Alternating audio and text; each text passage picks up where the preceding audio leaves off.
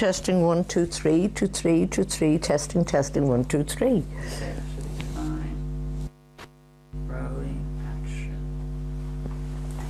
So can you tell us when you first knew your son had talent, Mrs.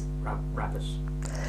Well, from the very beginning, to be perfectly honest with you, because he'd just sort of look at, you know, those musical mobiles that go round and round, and he'd just follow it with his eyes, and he'd sort of managed to keep, I even noticed that his eye movements were to the beat of the music, even though it was Brahms' lullaby. But he was just musically talented, even when he banged the sort of saucepan lids, that sort of thing. He just had rhythm. The boy had rhythm, as they say, and I decided very early on that that should be encouraged. I always did maintain that children of my generation weren't encouraged to be artistic in any way. It was academic first, and then the artistic inclinations were allowed to flourish at a much later date. And I always thought that was a little inhibiting. So I used to buy him sort of little drum kit or whatever it was as he got, the years went on, little saxophone and one of those little miniature piano things and things like that. So I always knew he was talented, yes, always. Can you tell us the first time you met her? Oh, it was, let me see, yes, my son, it was, well, he was quite young, I suppose, 17, 18, and it was decided to expand his talents a little, and I found an agent who thought that he would do very nicely as part of a duet, somebody to complement his own talents. So they did interviews, and Hare came along, and her voice married very well with my Quinton's. So she tried out with him, and it worked exceedingly well. She was a very charming girl, and I have to say, oh, well, of course, in the newspapers they say that we didn't get on, but that's actually not true at all. We got on exceedingly well, because she quite understood Quinton's needs, possibly sometimes a little better than myself, I have to admit. And her guitar playing complemented Quinton's, and he complimented her.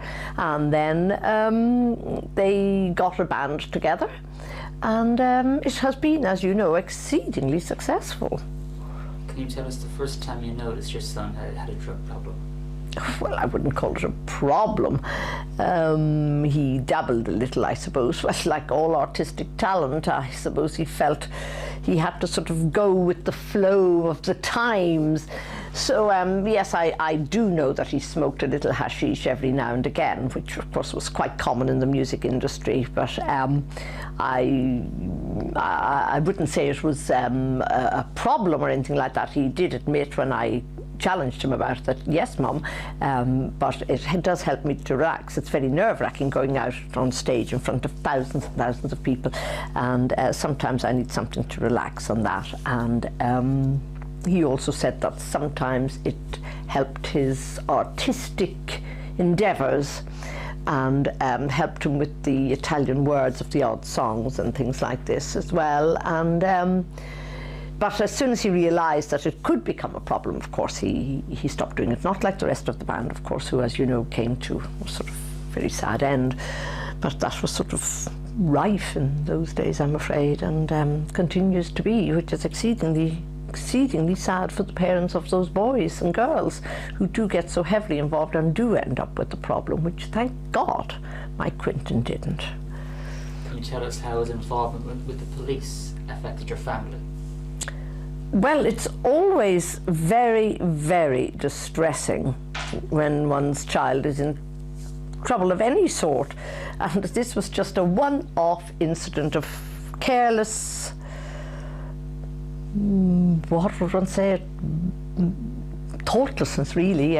He came out, he'd done a wonderful gig, jumped into the car, the fans were all milling about and shoving autograph books into the car and everything, and he was signing them and driving and not paying attention, and he hit the policeman, which was absolutely dreadful, dreadful, dreadful. But the main mistake, I mean, he should have stopped, and he should have held up his hands to it like a man, I suppose, really. It was very distressing, and but he did finally admit to it, and he did visit the policeman in hospital, and it all turned out all right. He was fined and banned from driving for a couple of years, but not that it mattered. He had a chauffeur by then. So it all worked out okay in the end, and it was a very sharp lesson to him indeed. That's really all I can say on that subject. We were very, very upset by it all indeed, particularly for the policeman and his family. You yourself were arrested 10 years ago. Can you please tell us what happened?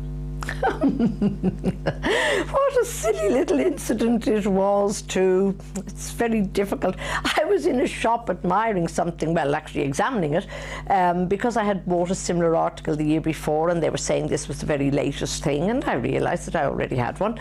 And a friend of mine came along, we're chatting, and I automatically put it into my handbag, as one would when you forget what you're doing exactly. And when I left, of course, the beepers went off and I was sort of dragged back through the shop and they wouldn't allow me to explain. And the police were called, and I could, of course, prove that I already had one at home because I'd bought it with my credit card, etc. But of course, being the mother of a very famous young man, it was all blown out of proportion by the, shall we say, less responsible press.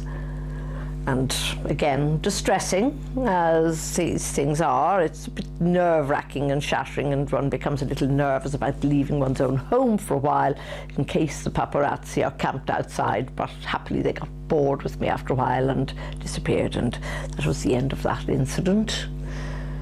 Is it true you had an affair with George Best? Good heavens, no. I don't even like football. What in heaven's name gave you that idea? Elton John. Good dear sweet Elton. Oh, he is such a joker, that chap. He really is, and such a charmer. And doesn't he dress beautifully? Goodness gracious me, yes. No. Rabbit, where is your husband? I can honestly say I have no idea. He travels such a lot nowadays. He's an entrepreneur, you see, in the property business. And with the European market having opened up so much, he is here, there, and everywhere. So I have no idea where he is at this exact moment. So you haven't killed him? Good grief. Who said I killed the man? There were times, I can assure you, when I would willingly have done so. But no, I have not killed him at all. And if I had, I would have collected the insurance money by now. What a silly question. Can you tell us the relationship between your two sons?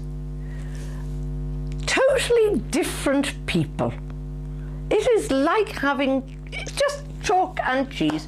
Rupert, as you know, is a parish priest now down in a very sweet town where he is an exceedingly popular man and is doing excellent work for the church. And Bunny Quinton is, as you know, a famous pop star. So they couldn't be more different. But they have great regard for one another and are constantly, you know, looking out for each other, like brothers do. Thank you, Mrs. Rabbit. You're more than welcome.